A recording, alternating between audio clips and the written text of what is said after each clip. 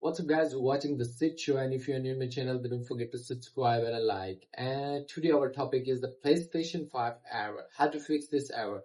And the error is CE-108862-5, unable to connect to the servers. So I'm just going to share my screen, just stay with me, and here we are at the screen.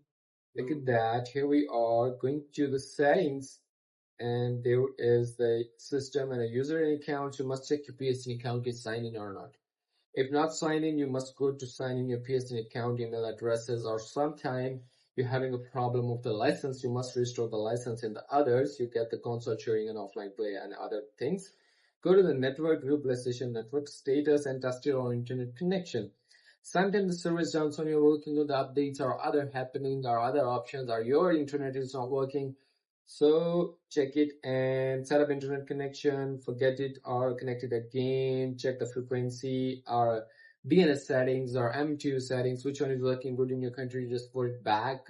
The DNS servers, primary servers or secondary server, and then you just connect it. So after connected, your internet will be work if the server is not down or it's not working, and at the end you must contact with the local internet provider or use a LAN cable. LAN cable is better than the Wi-Fi. So simply that's how you can fix, and I hope so far I'm really helpful for you. If you want to ask me a question, then leave a comment in the comment box, and see you soon for the next one.